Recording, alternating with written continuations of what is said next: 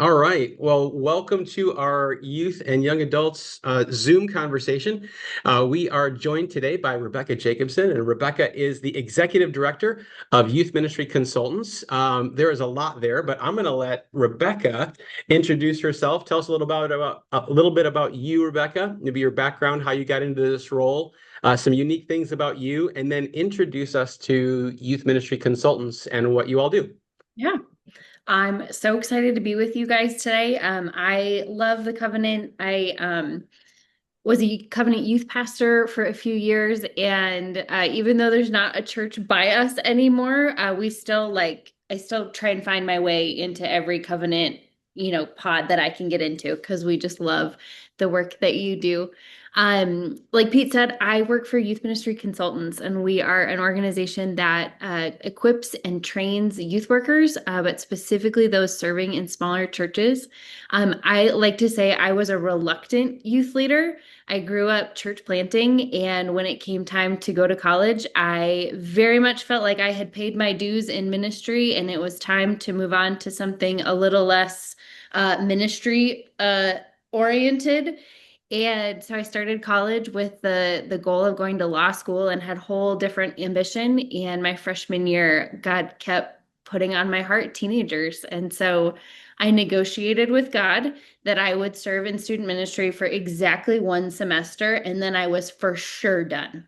I knew I was done after that. And that turned into 3 years at a church in North Minneapolis, which turned into almost 20 years of serving in student ministries. So it just goes to show how it works when you negotiate with the Lord. So, He doesn't negotiate, does he? no, no. Uh-uh. Uh, but it's been an amazing, yeah.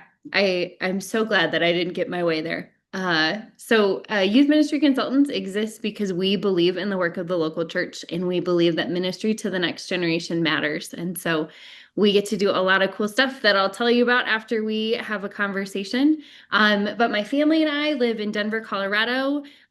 We are also a foster and adoptive family, so it's all chaos here as well. Our exciting family life update is we got a puppy on Saturday. So if you hear any background noise, it's because we are in the full-blown newborn puppy realm, jumping straight back into those sleepless nights and all of that. So, quick question: what's more demanding, a new puppy or a new foster kid? Oh, it's a good question. Honestly, I think the puppy's been a little harder. So I can at least put diapers on the baby, and we're good in one regard, but equal on the sleep loss. Yeah, that's true. But you're taking in foster babies, though. Yes, So, not taking in a foster teenager yet, though. we have in the past. We See? we had a 9 month old and a 17-year-old at the same time, which that was a ride. Wow. Courageous. Did you get a medal for that? You should have if you didn't. Oh, I'm gonna ask him to get me one because that You was, should. You yeah, should. he's an adult now. He can provide that now. Well, good for you. Still connected. That's fantastic. Well, thanks for giving us a little bit of background. In a little bit, I'm going to give you an opportunity to, in fact, you should be able to share your screen if you want to take us through the um, Youth Ministry Consultants website and kind of explain that. We do have something, you should all know this. We do have something arranged with Youth Ministry Consultant. We have a kind of a partnership membership where you all have access to all of the resources that Youth Ministry Consultants provides. And so you can go on their website and search for training on a variety of different things, resources, content. There's a lot of opportunities there. So actually, why don't we just start with that? And then, Rebecca, when you have the opportunity, I'll have you explain to everybody how to get in and how to access those resources and tools. But I'll turn it over to you to give us a tour. Okay, sounds good. So we have a partnership with the Covenant in which the denomination has purchased this partnership to be able to give it to local leaders. And our goal really is to resource and equip churches, but especially those who are smaller and maybe don't have a budget for ongoing training for youth and children's ministry. So you're going to want to save this code. It's ECCYM25.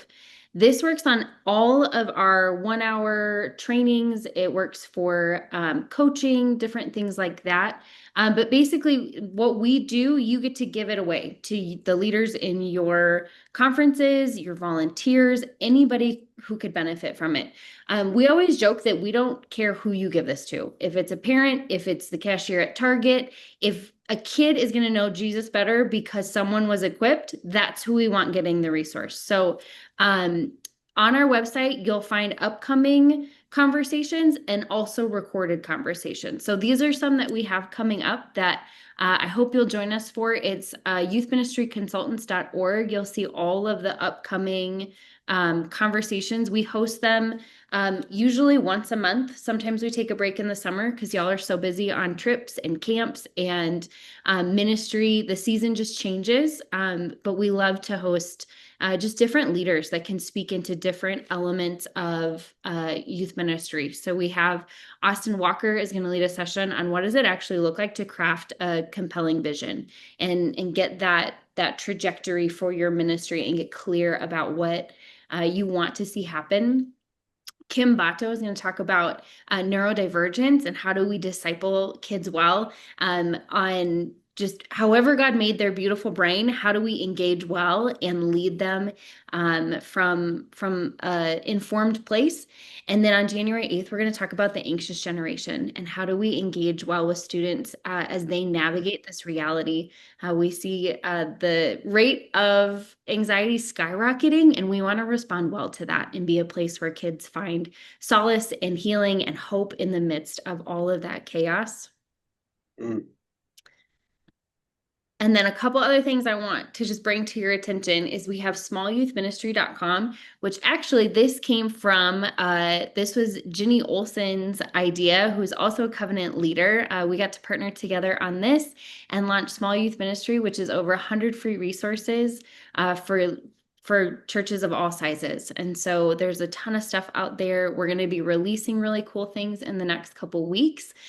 So follow along there. There's everything from games to policy forms to lesson templates, on the go resources, all kinds of stuff. This is especially helpful for any church that has a bivocational leader, a volunteer leader, somebody that's just jumping in to make things happen. We really wanted to get things in their hands to make it easy. And then I think this is the last thing. We also have a certification program. So this is a 1-year program that you can go through. You can pass it on to leaders in your conference, but it goes through the practical realities of leading ministry well. So we cover 9 essential competencies, and we get great feedback from the participants that are in it. We have covenant leaders in it now that love it. Our mentor right now is in the Covenant Church, and we're just getting great feedback. So there's information online for this, but I hope you can check that out, and I'll just throw this up. This is just my email on our website.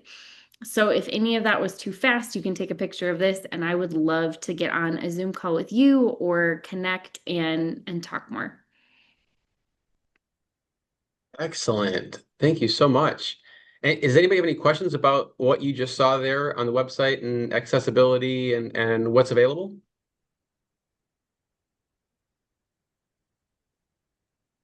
Can you give us a sneak peek at what's coming on Oh, for the small? resources? Yeah, the resources, yeah. Yeah, so we actually were given a grant this year, and we got to develop 2 resources. The first one that's coming out in a couple weeks is we developed 11 short videos for youth workers to be able to equip their volunteer teams for effective ministry. So you'll be able to send out these really short training videos on how to talk to kids, how do you handle an awkward conversation, how do you build trust, all of these different components. So the idea is if you have a youth worker who's just opening their email for a random Tuesday, that they can sit at their desk and be equipped to invest relationally in students and keep growing in that. So that's coming out in a couple weeks. We have a toolkit that's going with it, discussion guides, all sorts of things to help you just plug and play and make it easy to equip your team. And then we're also releasing some resources for leading mission trip experiences, going through how to lead an experience like that well, and then also something for your students to go through to prepare for those experiences. So we're going to release that as it gets closer to mission trip season, because if we did it right now, everybody would probably not want to look at it. You're still a little in recovery mode from your summer experiences probably. So that'll come out in a couple months. Thanks for the sneak peek. That was fantastic. Yeah. In fact, that was one of the questions I was going to ask was, what is the best way to use the resources that we'd find on small youth ministry as well as youth ministry consultants? Is this something we pass on to volunteers? Is this something we do with our volunteers? Is this something we do and then replicate in the training and equipping of our volunteers? Or all of this? What's the best way to use the tools that are available? Yeah, it's all of the above. We work really hard to have just a wide variety of conversations, because all of you are navigating unique contexts. And so we want to have conversations that are relevant to you and your ministries. And so we host these live conversations once a month, but they're also recorded and live on our website. So you can go back and reference something. If your middle school ministry is blowing up and you don't know what to do with all of these chaotic 6th, 7th, and 8th graders, there's an hour-long conversation about some ideas for that just lives on the website that you can reference back later. So some of them will feel like felt needs in the moment, but there's plenty of stuff to go back and access. We know of people who send it to their teams and use it for ongoing training. We know people who gather youth workers in their conference or in their city, and then they'll watch it and discuss it together. There's a lot of different ways, but the best way to utilize it is to take it and take what's helpful and contextualize it for your unique ministry. Take what's helpful, adapt it, experiment with it, and really make it your own. Small youth ministry is all resources that have been crafted by youth workers who are in the trenches. And so we wanted to make a springboard and make easy resources for you to be able to steal and adapt and make it work for your ministry. We just want kids to be we want to equip you to be able to share the love of Jesus with kids. And so however you can utilize these resources to make that happen, we are game for. Well, that's fantastic. Well, I've had a chance to get to know Rebecca via Zoom a couple of times. We spent a little bit of time together last week at 10 by 10. And I have kind of explored pretty well the website. But Rebecca is somebody who spends a lot of her time working with people like youth pastors, denominational leaders, organizational leaders, thought leaders, content development. I mean, you've got great relationships. It's fun to watch you at at 10 by 10 last week and how many connections you have. But you're somebody, in my perspective, that's really got the pulse of youth ministry today in America. So I'm going to ask you some general questions about youth ministry. Feel free to chime in, ask a follow-up question, anybody. I'd love to hear from you. But what would you say are the most kind of significant trends happening today in youth ministry? Yeah, I think the biggest one that we're seeing is the role of the full-time trained youth worker is really diminishing across across the board. We're seeing this decline in people graduating college and taking full-time youth ministry roles. Universities are seeing enrollment decline in next gen programs at seminary levels. And so this shift is happening to where there's less and less people taking on these roles, which is discouraging, because youth ministry is a worthwhile career and it's a meaningful endeavor. And I've been here. I mean, you heard my call to ministry story. I thought it was worthwhile to do it forever.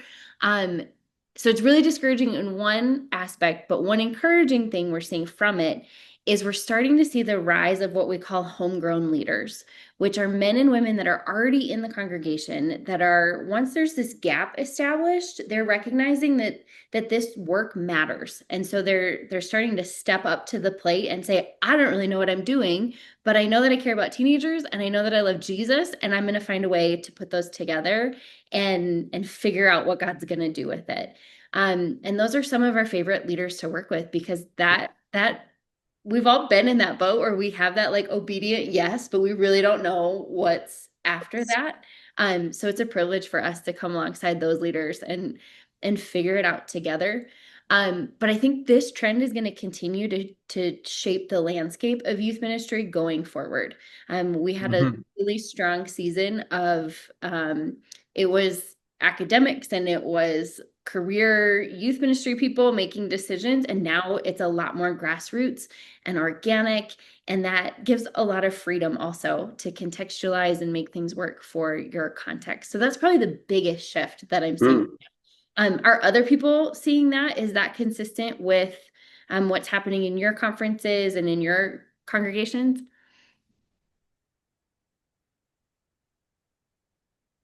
It seems to be representative of at least part of this phone call. What would y'all think? I think for mine, we probably have like 20 students, but we have 10 leaders. So it's kind of crazy because like I had 3 people call out last week and we were still okay. Like things weren't on fire. And so we haven't seen that here, but I have experienced like my other friends who are pastors that their pipeline for youth ministry is kind of dry and there's not a lot of people stepping up. So that's been incredibly difficult and sad for them to watch happen. Yeah. Barbie, you are super rare. If you have that many volunteer leaders ready and willing to be there on, like, that's phenomenal. So I just want to take a moment and recognize that's incredible. It's definitely not the norm, but I'm so glad that that's what's happening in your ministry. Hey, I'm gonna jump to another question that I had, and maybe Barbie, you can actually speak into that because you've been there a while, you've been recruiting, and you've got a team around you. So my question for Rebecca, later on in my questions, but was, how do you recruit a great volunteer? How do you what's that look like, and how do you? So maybe Barbie, you want to speak into that from your context, and maybe teach us about how that's happening within the covenant. And then Rebecca, I'd love to hear from you on what you see as some of the best practices for recruiting and deploying volunteers. So honestly, I don't think I've really recruited anybody because these people were already here and they were already sold. So I can't help you out there. However, what I have noticed in just this short amount of time is that his wife was already serving, this guy named Lance, his wife was already serving in youth ministry and was like, hey, would you like to come and take pictures? And he's like, oh yeah, that's fine. And so we came and took pictures. And then like we needed someone to be with the middle school boys because we have like 10, like that's half of our youth is middle school boys. I'm like, we really need someone in there. I'm like, can you please sit in there? And so he's like, yeah, that's fine. So then like I always like to talk to him after, like, hey, how did it go? He's like, I'm still gonna take pictures for you. I was like, okay, great. Well, then like he just continued to come and God just spoke to him and he just showed up and he's like, hey, I'm gonna be a middle school boy leader. And I'm like, okay, so it's really God, but I think the expectation that a lot of people have about youth ministry is incredibly terrifying, especially in these days when you're talking about subjects like I'm doing a class right now for Christian sexuality, and it is terrifying and they're afraid that they're going to have these conversations. And how do we lead in that? And so it's really just what I'm even noticing in the leaders that I have is equipping them to have the hard conversations and empowering them. Like, I'm not the only one who's doing messages, and they are. And if you're not wanting to do that, that's totally fine too. And so it's finding things that people can do that even might be small, like hospitality or something to help serve in those ways. So you can find the gems, the diamond in the roughs that will serve in youth ministry. And snacks are always a great bribe and coffee. Yes, don't forget that one. I totally agree. I think those are really good insights. A lot of times I think churches we get where we see the landscape of the ministry and we know we need people, and then that's all we say to people is we really need your help, and we get it on stage and we have the microphone and we're like, we just need people, and that doesn't mean anything to anybody. All they see is this chaos and this that's the really loud room with the boys that won't stop running around. And we get more and more desperate for people, and it stays this really vague ask of, well, just come serve with us in youth ministry. But the average person doesn't know what that means. And so, like Barbie said, now they're making up stories in their head of, well, I don't know, what if they're going to ask me to do this or this or this? And so now they're already saying no because they don't even know what you're asking of them. So my first encouragement is to get really specific with who you need in student ministry. What are you specifically looking for? What type of person do you need? What do you need them to do? Is it small group leaders that you're looking for? I served in a context where we needed adults who were just in the hallways that were help keeping kids where they were supposed to be. And so that was a specific ask. We needed people to help with snacks. That was a specific area that we needed support in.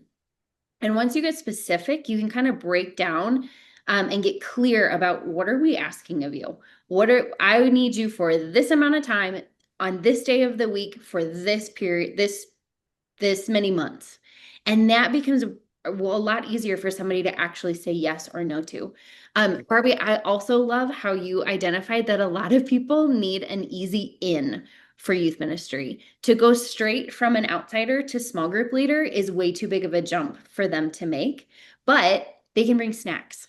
They can do a Costco run and they can pick up pizza and they can be in the room. And what happens is they start to be in the room and then they start to see these teenagers are actually pretty cool. They're funny. They get to do silly things that are not socially acceptable for adults to do in any other area. And they start to have fun and see that they can thrive in this setting. So I love that too, of just helping people have this easy on-ramp. And I also love giving people an out. Say, hey, give it a shot for 3 months and then let's talk about it. And then you can tell me what's working and what's not working, because this both lowers that. If you're asking somebody, the church that I serve at, I know exactly why they made this ask, because it is best practice. All of the books will tell you this is the ask to make for faith formation. But the youth pastor said, I need you to commit for 3 years. Be here every Sunday night for 3 years. I have an 11-year-old, an 8-year-old, and a 3-year-old. For me to make a 3-year commitment felt like I can't do that because I don't know what my life is going to look like a year from now. So even though over here, that is what the books say that you should do, the translation to real life, there's a big disconnect there. So sometimes we can give people that, like, we're just going to try this. And if it's a good fit for you, great. This also lets you have an out. If this person starts and you're like, oh no, this was not a good app. You should not be with kids. You have I thought you were going to be good. Yes, yes. Yeah. Well, let me build on that question. What is the secret to volunteer retention then? Because once you recruit and train a volunteer, you don't want to lose them, especially if they're good. And if they're a misfit, well, maybe we'll get to how do you fire a volunteer. But how do you retain a volunteer? What are some of the secrets? What are the best practices? What are the things that we need to pay attention to help us retain good quality long-term volunteers? I think gratitude goes a really long way. When we are really intentional about being grateful for the people who give of time and their resources and their energy to show up for kids, that goes a really long way. Sometimes we get caught up in the day-to-day ministry of, we got to get this communication out there and this email sent, and we got to call this parent back, and we got to do all of these different things. Thanking your volunteers is never going to be an on-fire topic. It's never going to be something that demands your attention. But when we prioritize that and when we really remind them how grateful we are for them, it helps build that connection. And I think volunteers need to understand the difference that they're actually making. So many of them will sit in a conversation with teenagers and feel like, I'm getting nowhere. We didn't get to any of the questions that I was given. They just wanted to talk about the football game, or they wanted to talk about the new Netflix series or the drama at school. And that's all we talked about. So part of our job is aligning our ears so that we're hearing the impact that they're having. So when they're walking down the hall and they're saying things like, "Did you see that Jim came to my soccer game on Wednesday? I thought that was really cool." That's a just passing comment, but Jim needs to know that they noticed that he was there and that they thought it was really cool, and that that act of faithfulness and showing up for that kid went a long way. So if we're not that liaison for some of those messages, it's really easy for them to think like I'm just wasting my time, or they don't want me here, or um, none of this is really doing anything. And then that's where you start to see people stepping off because their time isn't really making a difference. Teenagers will work really hard to put up the illusion that they don't care if you're here or not. Some of them have perfected it. And so that's where we get to help break that down a little bit and remind volunteers about the difference they're making, and remind them that we might not see it right now and that that doesn't mean it's not happening. I can't tell you the number of kids that I've gotten messages from 20 years later Right. Yeah. that are like, "Do you remember this talk you gave?" And I'm like, "I thought you were asleep for that entire message." But it God did something with it. And so that's we're sowing seeds here, and we might not see the harvest. We might, and that's fantastic. But reminding them of that vision and that goal. Yeah, that's great. Well, hey, how can we leverage or partner with parents when it comes to our volunteer teams? Maybe it's recruiting from parents, using parents. But what's your philosophy of using parents in youth ministry? I know that's a divided topic at times. Should you or shouldn't you? How do we leverage parents to appreciate the volunteers that we do have? What are some ways that you've seen churches and youth ministries engage parents to create a more robust and healthy youth ministry model? Yeah. I am team pro parents and youth ministry with an asterisk. And that fine print is that the right parents can be fantastic for youth ministry. The wrong parents can be a real headache. And so it takes some discernment on the front end and some intentionality in how you position those parents to make sure we're setting people up for success. So some of my rules for parents are they can't be their child's direct small group leader.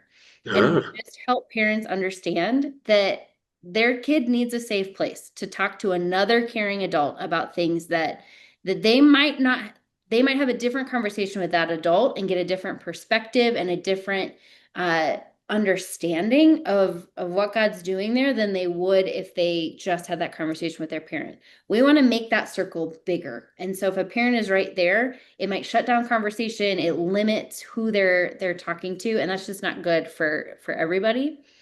And then we also ask parents when they show up that they have to take their parent hat off. So when they see their kid acting a fool at youth group and being rude and disrespectful and whatever, that they have to kind of suppress that like correction instinct and set that aside because their role right then is not to parent that kid. It's to be a youth group leader. And so to default to their small group leader and let their small group leader do what their small group leader is going to do, but to understand and get really clear about the expectations for what it means to be a volunteer in youth ministry. I also think parents can be such a force when it comes to encouraging volunteer leaders. A lot of them just don't know what to do, and it doesn't come to their mind to do things like that. So one really easy practical thing you can do is buy a massive box of thank you notes and go to your parents and hand them the thank you notes that are addressed to your leaders with a stamp on it. Make it so easy and say, "Will you please write these thank you notes and pop them in your mailbox?" It's a really easy way to start connecting some of those dots in a way that doesn't really add one more thing to do because you've done yeah. most of the work. But just ask them for 5 minutes to write down the difference that a leader is making in the life of their kid. That's a great suggestion. I love that. Fantastic. I'll play the devil's advocate on this one. I'm somebody who has advocated for parents to be their kid's small group leader Mm. for a specific reason. and I'll give my reasoning. I think in some of the cultural contexts that I've been in, a lot of kids who come into our ministry, they come from broken homes, divided homes, and they don't have the greatest example of what a father-son, mother-daughter relationship ought to look like. And so if I have a healthy mother-daughter, father-son that I can put in a small group together and they're able to have conversation, I think it provides an example for the other kids. It strengthens that relationship that already exists. Like you, I always have the you got to take your parent hat off, which is a whole lot easier said than done. As a parent of kids in my own youth group, I've had 5 kids in my youth group, 5 of my own, and it is a very different ballgame altogether. Um, but as long as they're able to do that, I find that having a parent with their child in a small group is really inspiring to those kids who come that don't have that kind of relationship. And it gives them an imagination for what even a good relationship could be if it was really, really healthy. And so as long as, in my context, as long as the student was willing to have their mom or dad be their small group leader and the parent was willing to do it, I championed it almost every single time. There were times where I'd say, no, you two need to be separated because you're not getting along as well as you think you're getting along. But for the most part, I was a fan of it. So different way to look at it, but Yeah. I I think like that you asked the student though. I like that you get permission I from the do. student I before do. you set it up that way. Well, and a lot of times we'll take volunteers away to summer camp and they'll be cabin leaders. And so that's a different ballgame when a mom or dad has to be their kid's small group or cabin leader as well and maintain the whole week thing. You know, if a parent doesn't do a really good job of it at youth group, they're going to do a horrible job at summer camp, you know, asking their kids if they brush their teeth or put on deodorant or change their underwear. And then it's just humiliating. So that's a little bit trickier, but we've seen success with it, and I love parents. I will say that my favorite volunteers in the entire church are grandparents. Yes. So shout out to Barbie there. Grandparents are the absolute best because they have a vested interest in what they're doing. There's wisdom, there's experience, there's longevity, there's a commitment to the church usually that doesn't always exist there with younger people. I love working with grandparents, and they have a tendency to just stick with it again and again and again, year over year over year over year over year over year. And I love working with grandparents. So I'll just throw that out there. Um, hey, Rebecca, let's shift gears a little bit and let me ask you, what is some of the most pressing needs or obstacles in student ministry, youth ministry today? When you look at what's going on in our culture today, when you look at what's going on in the church today, some of the trends that Barna, FYI, have identified, what would you say are some of the more concerning things that we need to address, obstacles, or maybe call them opportunities in front of youth ministry today? Yeah. Just last week when we were in Atlanta, it was fascinating to watch some researchers talk about some shifts that have happened generationally over the last probably 50 years. And the one that stuck out to me was how much our trust in institutions has just plummeted across the board. That the government, the like any institution that you can think of, our trust has just really plummeted. And so sometimes I think we get discouraged at what we're seeing in the church, but it's encouraging to understand it to be it's more than just us. This is a cultural shift that's happening. Yeah. And the opportunity in that, we used to just kind of assume this trust that the church was a place you could go to where you would be safe and you would find community and you would it was a pillar in the community that was kind of the way it was for a very long time.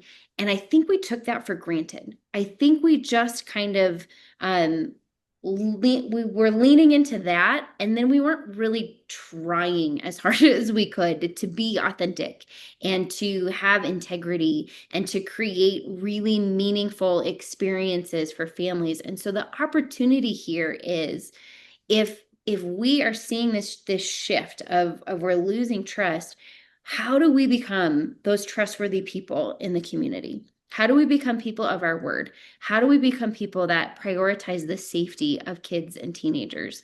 How do we become the people that that are reliable when crisis hits, when a need arises, that we are the first to be there with loving and kind hearts and ready to lean into that situation. So I think there's a shift happening that we get to choose how we respond to it. We can sit and we can just kind of um, lament about how it used to be and long for the good old days, or we can leverage the opportunity and we can lead our teams in such a way that we're becoming that trustworthy place. We might not have had to earn it before, but maybe it's okay that we do have to earn it. Maybe that's calling us to something even greater that I think we're capable of. Yeah, that's interesting. And I'd imagine, like, I like what you're saying there about it's across the board, Mhm. right? Because we can do a lot of hand wringing about the church and people walking away from the church and the distrust in the church. It is across the board. And we do have to own our part of that, but there is a right response and an opportunity to respond in a way that rebuilds that trust. And And love there's a thinking through that. rising, if you look at the demographics for Gen Z and Gen Alpha, there's a rising percentage of kids that are open to spirituality. So even while we see this, the trust in church kind of decreasing, we see this openness to spirituality and to Jesus. And so that, in my book, means that this is a fantastic opportunity because Yeah. God's stirring something over here. And so how we respond as a church can be a really powerful answer to that call. Amen. Amen. Well, I'm going to ask one last question, and then I'm going to turn it over to our participants here to ask questions too. So be prepared for your opportunity to ask your question, jot it down, be ready. But my last question is, what are you most excited about in youth ministry today? When you think about, then this might be a great response to what we just identified, what you just talked and shared with us about. But what are you most excited about? What's ahead that just gets you excited and energized to do youth ministry and to stick with it in the long term?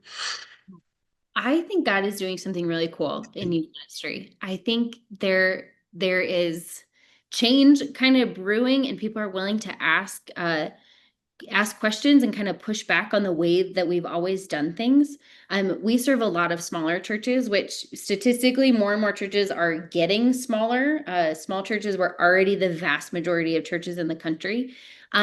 And that's getting platformed a little bit now, and those leaders are getting highlighted a little bit more. And what we're seeing is small churches are able to do relationships so much better than big churches. When you walk into a small church, they know who you are. They know that you had a band concert on Thursday night, and they know that you play French horn and you don't do it super well, but they're there to support you in that because that's community in a small church context. And the more we study discipleship, the more we lean into where kids are walking with Jesus for the long haul. It's because of relationships like that, where you had a grandma that brought cookies to a youth group, and it's not polished and it's not flashy, but there's something so real and so authentic about that. So I'm really excited that has moved into the forefront of the conversation on discipleship and how do we encourage these relationships. It's the shows and the fun stuff. I'm all for fun. We need to have fun. We need to do that stuff. No one wants to go to a boring place. I don't, and kids certainly don't. But the conversation has shifted toward relationships that I think is going to be really powerful as we look down the next 5 to 10 years.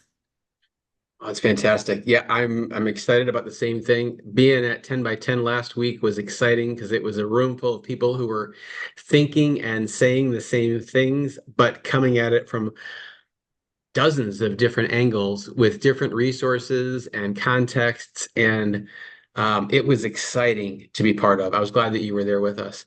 I'm going to open it up to the participants. What questions do you have for Rebecca? Maybe it's something completely off topic, or maybe it was in response to something that she shared. Maybe a question you came pre-prepared with. But what questions do you have for Rebecca?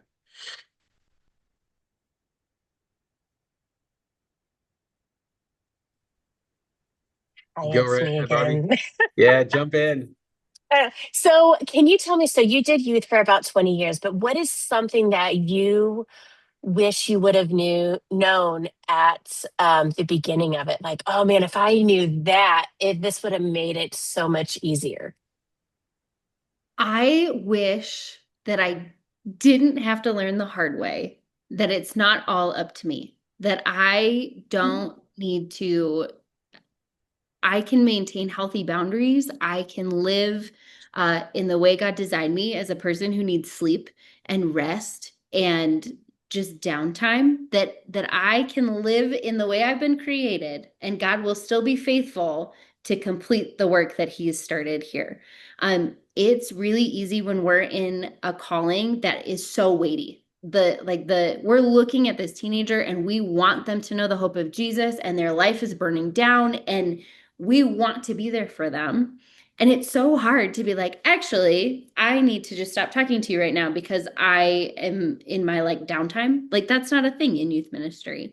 And I wish that I had embraced earlier that Jesus is right. Like his call to an easy yoke is actually true. Instead of the harder I work and the more I do, the more, God will do through it. Because it's God doing the heavy lifting and it's not me. And I can rest in that. It's really easy to say, it's really hard to do in practice. But I think the earlier we learn that, the more it will save us on the back end of a lot of broken relationships and unhealthy patterns and honestly terrible leadership decisions that we make when we're in that space of weariness and self-sufficiency. So that's the biggest one that I wish that I could go back and just inform my past self of, hey, let's not do this. This does not lead anywhere that we want to go. Mm. Very good. Welcome, Emily. Emily is the youth leader at my church. Glad to see you, Emily. Glad you're on. I won't call you out right now, but Eric has a great question here. Any ideas on helping raise the priority of relational discipleship with youth for senior leaders in our churches? How do we work with our senior pastors and senior leaders to make relational discipleship a priority? I love that question. I think the number one thing for working well with your senior leader is understanding how they function as a senior leader. So what speaks their language? Are they a numbers person? Do they really like data? Are they stories? Do stories capture them? Are they big vision? They like the big dream. Like what motivates them as a leader? And then start speaking that language. There's so many different ways to approach relational discipleship. We have statistics on how it's making a difference. We have stories. We have all of these different things. But the key is figuring out what's going to resonate with them and get them fired up. For some senior leaders, it's got to come from somewhere else. They've got to learn it on their these are the worst meetings to be in. When you know something and you've been saying something, but then they go to a conference and somebody else says it, and then they come back and they're like, I had this wonderful idea. And you're like, I'm so happy for you that you had that light bulb moment that I've been saying for 2 years, but whatever. So sometimes it's about finding resources that will help other people speak into this and the priority for it. So I'm going to link in the chat, but 10 by 10 has just a whole gamut of resources for senior leaders that you can go through and identify kind of what's going to really land well with your senior leader. And I also just don't minimize the power of praying over this. Praying that God would open eyes and open ears and minds to the reality of relational discipleship and raise that priority level on your team and with your senior leader. Good Any stuff. other ideas? Any of you been senior leaders or had success with that?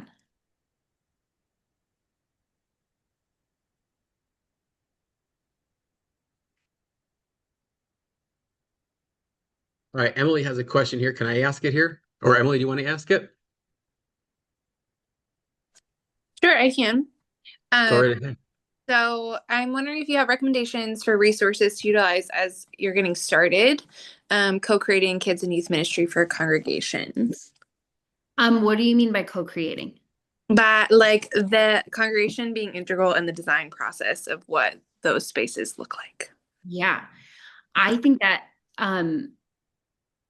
takes a lot of time and a lot of conversation and sitting with, so there's a tension in that of you want the congregation to be involved and speak into it, but you also want to guide that conversation. Sometimes you can have those and there's ideas that are thrown out that you're like, wow, that is not a good idea. And for, a million reasons.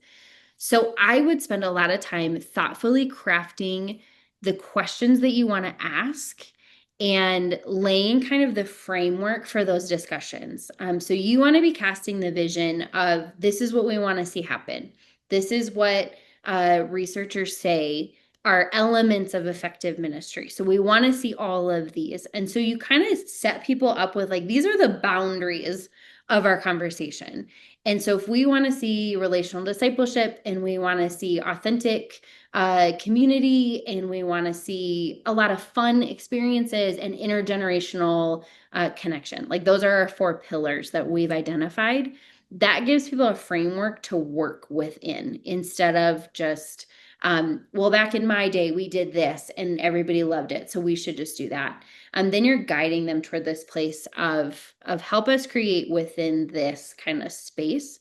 I love the effort to include the congregation and to make it community based, even though that's a lot harder, even though it's a lot harder to sit in meetings like that and to open it up to a lot more people. It's more efficient if we just do it on our own. But that gives your congregation so much more ownership of, no, we crafted this together and you spoke into this process. We have okay, so we have 2 things. We have a seminar coming up called Starting from Scratch, and it's all about starting ministries from the ground up. That's in the process of being rescheduled, and so we'll send out a big email when we have the new date for that. And then we also have one on leading change. So if you go to our resources tab, there's one all about how do you lead a group of people through change, and why are we especially terrible at it? And so that'll give you some insight into how do you pull people into the conversation in a meaningful and effective way. Good stuff.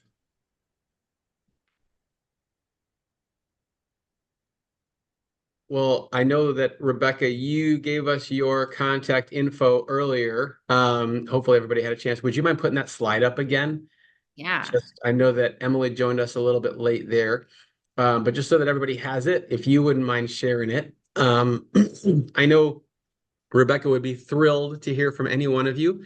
Would love to have you visit the site and just check out what's on it. Use that promo code, that membership code, share it generously. That's what they love to see happen.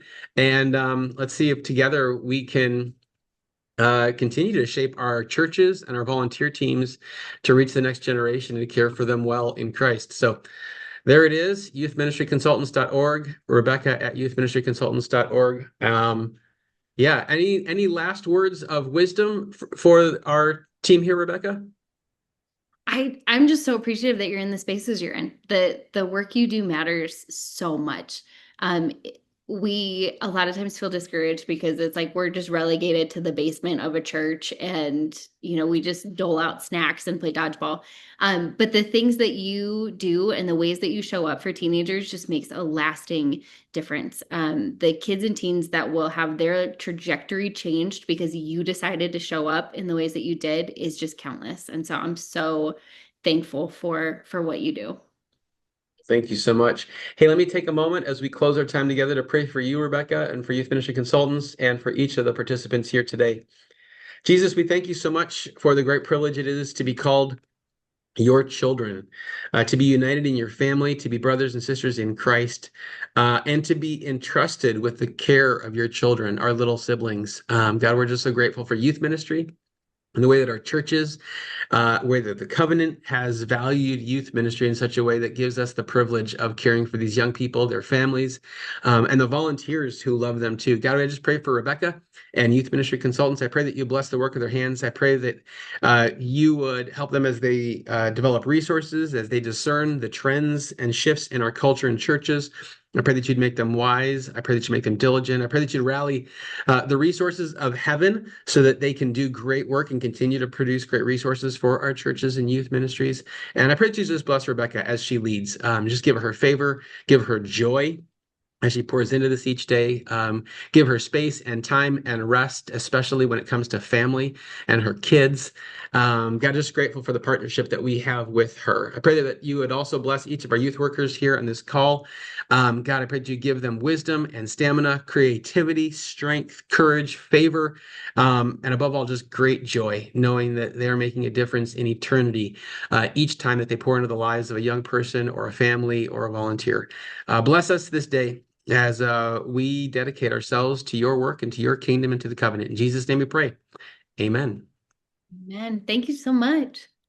Thank you, Rebecca. All right. I'm going to turn off our recording here. Thanks. Good job.